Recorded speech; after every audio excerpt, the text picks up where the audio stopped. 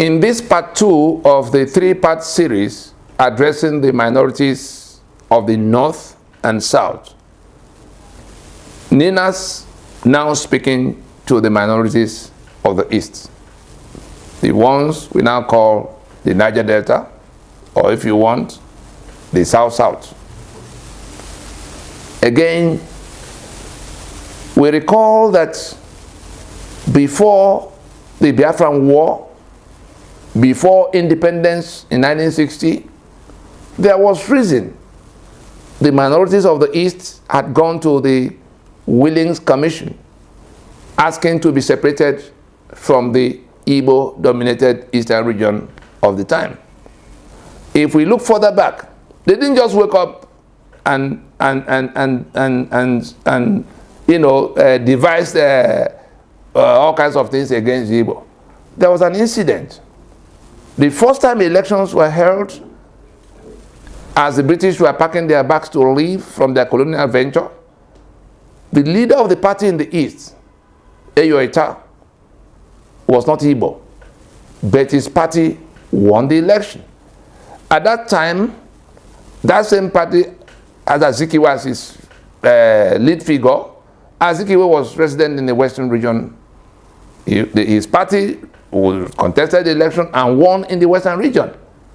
But at the last minute, people moved from where some kind of reasoning began to take place. Are we to go from British colonial control to the Igbo control? That was how they saw it. And so Azikiwe was prevented from emerging as the first premier of Western region, and Awolowo did emerge.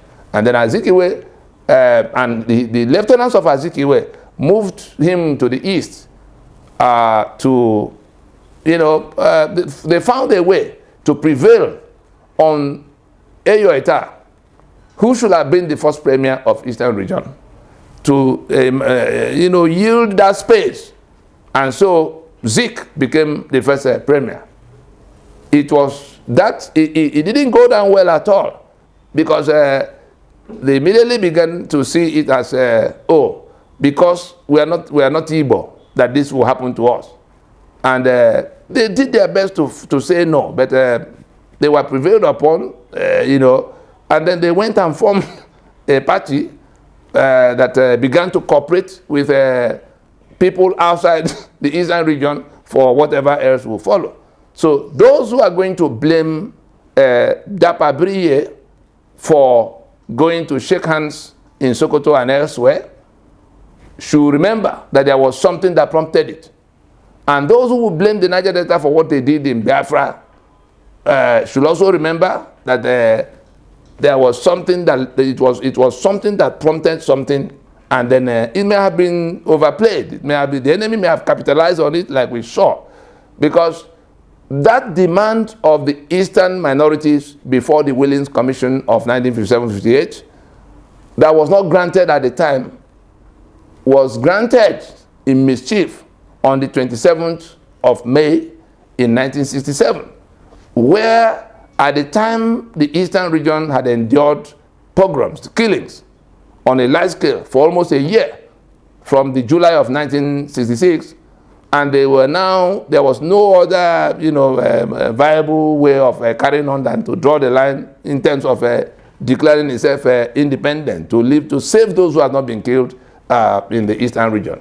It was at that point that the federal government of the time, the disputed federal government of the time, decided to now carve out those minorities from the Eastern region that had been there all the time. And so on that 27th of May 1967, Rivers State was carved out, the current Rivers and Bayelsa, that's the territory.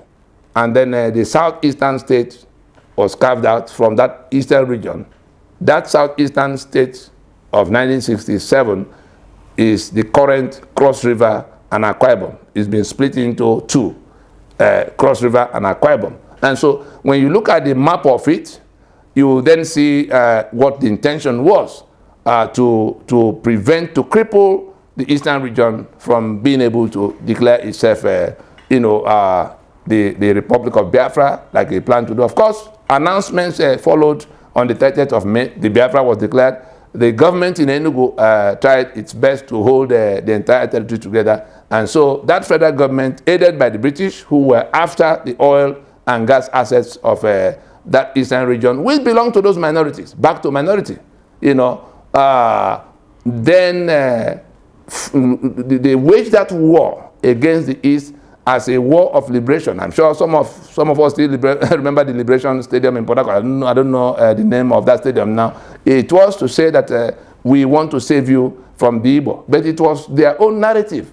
There was no such thing. It was a situation in which you know, they just created that situation, playing on the sentiment of what the accident that happened so many years back, and we've seen where it has brought all of us. And so let us realize that in this current union dispute, the Lower Niger Congress and its allies in the Nigerian Indigenous Nationalities Alliance for Self-Determination, that is NINAS, is telling the so-called minorities of the East, the ones we call the Niger Delta, the ones we call the South-South, that that incomplete decolonization that left the minorities in the belly of the eastern region of the time, just like the minorities of the North and the minorities of the West were left in the bellies of the other majority nationality groups.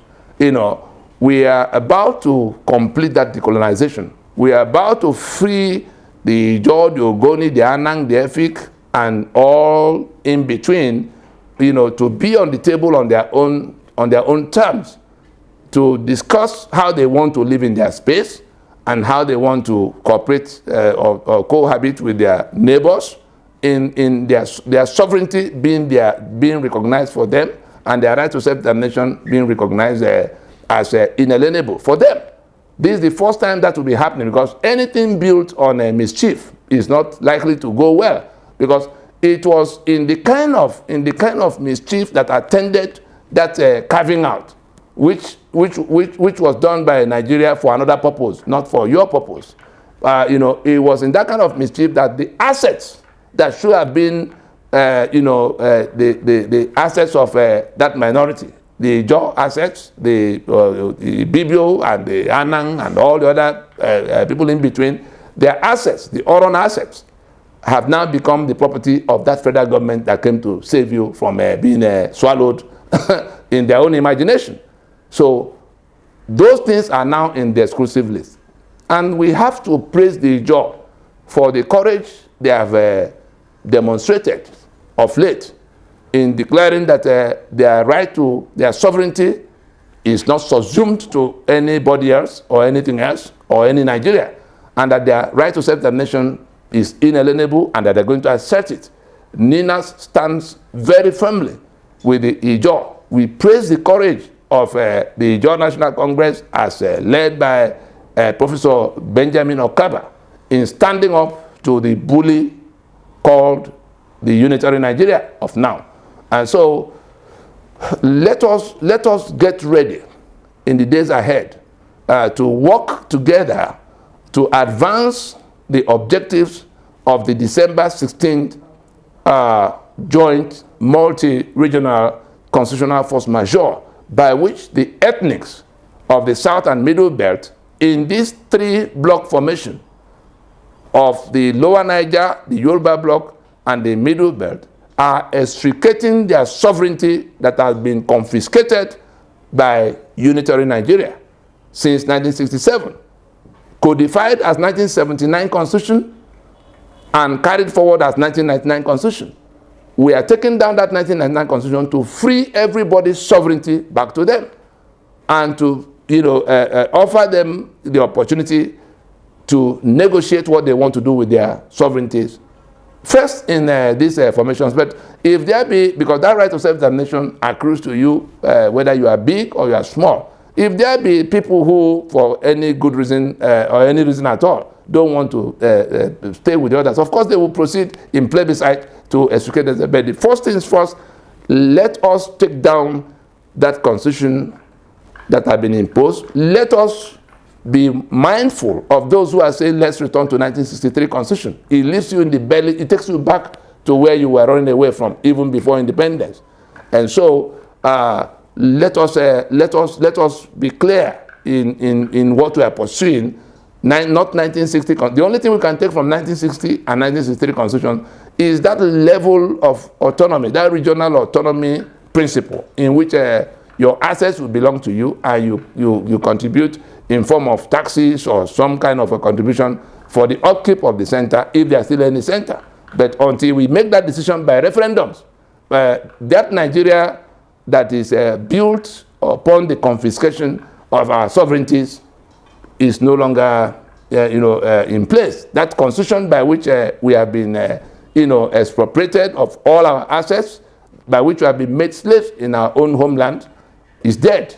And those who own those sovereignties are holding hands. Let us work with knowledge and hold hands and charge out of that prison gate that the world calls Nigeria today.